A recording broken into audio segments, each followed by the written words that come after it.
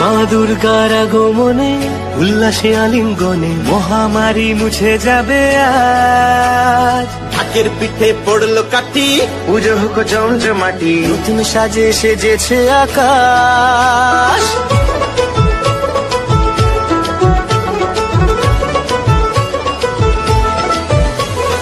আজ তৃতীয়া, আমি এখন চলে এসেছি দুর্গাপুরে। আর আজ আমি আপনাদের ঘুরে দেখাবো দুর্গাপুরের কিছু সেরা সেরা পুজো মণ্ডপ। তবে লাস্টের প্যান্ডেলটা দেখে আপনারা অবাক হতে বাধ্য হবেন। তাহলে চলুন। আমি এখন রয়েছি পলাশডিহায়। এবছরে এনাদের থিম হাওড়া ব্রিজ। সত্যি দারুণ লাগছে, যদিও এখনো কাজ চলছে। এই যে মায়ের প্রতিমা, সাজে সেজেছে আকাশ।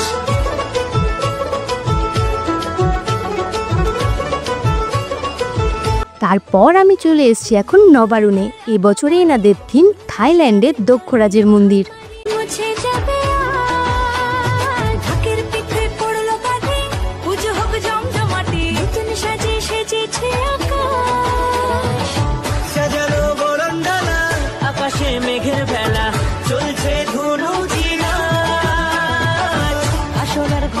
এখন আমি রয়েছি গোপালমাঠ যুগলমহলে। এবছরে এনাদের থিম বৃন্দাবনের প্রেম মন্দির। অপূর্ব সুন্দর লাগছে দেখতে। ভিতরে দেখতে পাবেন শ্রীকৃষ্ণের শৈশবকালের সমস্ত জিনিস দারুণভাবে ফুটিয়ে তোলা হয়েছে। শ্রীকৃষ্ণের নানান লীলা খেলা। এই মণ্ডপে মায়ের প্রতিমা এখনো বসানো হয়নি। সব প্যান্ডেলেই মোটামুটি কাজ চলছে এখনো।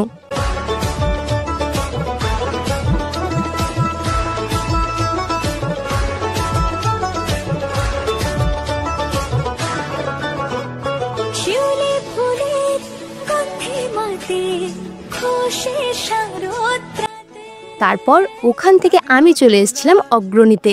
এবছর এনাদের থিম থাইল্যান্ডের অরুণ মন্দির। অগ্রণীতে প্রতি বছরই কিন্তু দুর্দান্ত প্যান্ডেল থিম এনারা করে থাকেন। তাই দুর্গাপুর এলে এই প্যান্ডেলটা মোটেও যেন মিস করবেন না। আর এই প্যান্ডেলের উচ্চতা কিন্তু প্রায় 150 ফিট। এই মন্দিরের উদ্বোধন কিন্তু আগেই হয়ে গেছে, তাই লোকের ভিড়ও কিন্তু লেগে গেছে। ওই যে সামনে মায়ের প্রতিমা। আর এই হচ্ছে ভিতরের পুরো লুকটা। কি অপূর্ব লাগছে শুধু দেখুন একবার।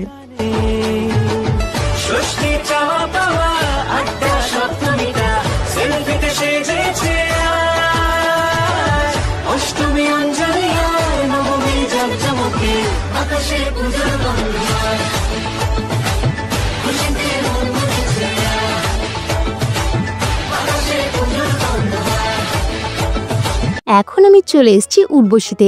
এবছরে এনাদের থিম পাঞ্জাবের অমৃতসরের স্বর্ণ মন্দির। রাত্রের লাইটে কিন্তু দারুণ লাগছে দেখতে।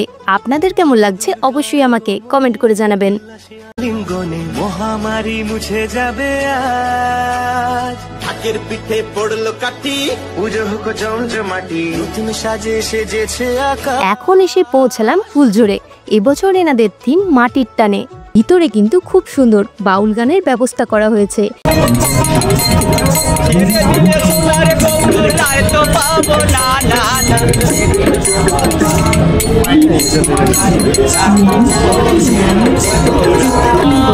এই প্যান্ডেলটার ওপেনিং হয়ে গেছে, তাই ভিড় তো আপনারা দেখতেই পাচ্ছেন। আকাশে মেঘের ভেলা চলছে ধুনু জিনা, আসলার ঘন্টা বাজে এলো নতুন সাজে, আকাশে পূজার গন্ধ।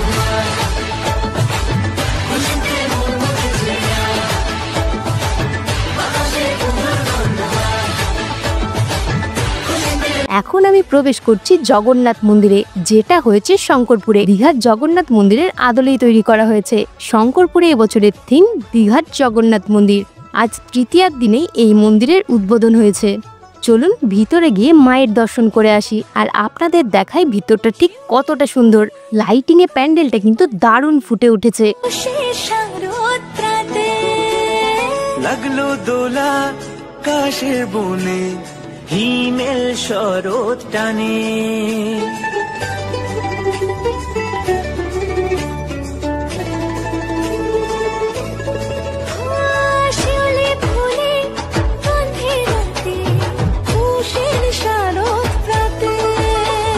লাগলো দোলা কাশের বনে, হিমেল শরৎ টানে।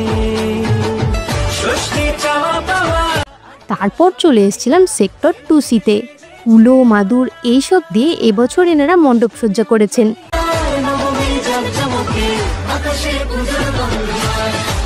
ভিতরটা কিন্তু খুব সুন্দর করে সাজিয়েছেন, যদিও এখনো মায়ের প্রতিমা বসানো হয়নি।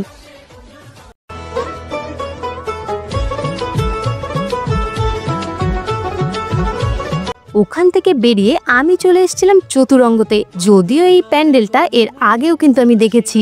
আগের বছর দুর্গাপুজোয় বর্ধমানের আলমগঞ্জে, জগদ্ধাত্রী পুজোয় চন্দননগরে, আর এই বছর দুর্গাপুরের চতুরঙ্গতে। থিমটার নাম বাঙালিনী। কি মনে পড়ছে?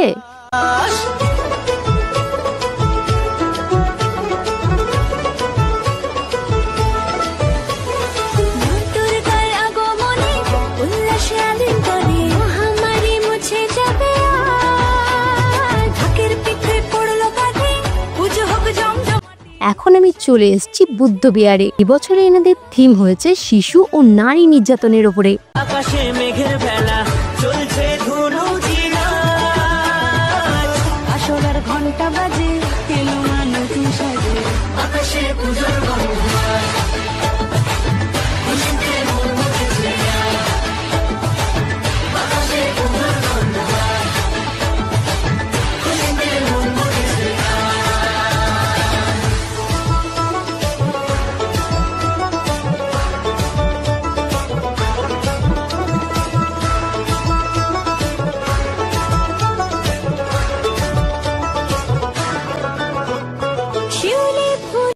সবশেষে এসে পৌঁছালাম দুর্গাপুরের অন্যতম নামকরা পুজো মণ্ডপে, অর্থাৎ মার্কনিতে।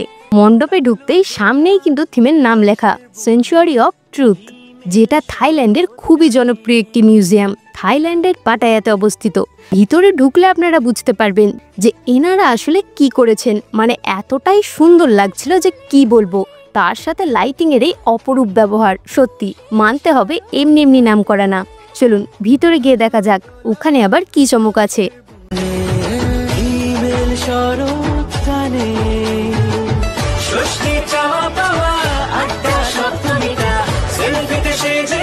বাইরেরটা যতটা সুন্দর, ভিতরটা ঠিক ততটাই সুন্দর।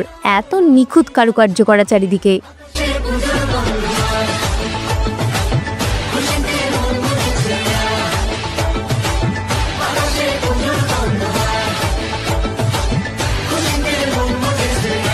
তো এই ছিল দুর্গাপুরের কিছু সেরা সেরা পুজো মণ্ডপ। আপনাদের কোনটা সব থেকে বেশি ভালো লাগলো অবশ্যই আমাকে কমেন্ট করে জানাবেন।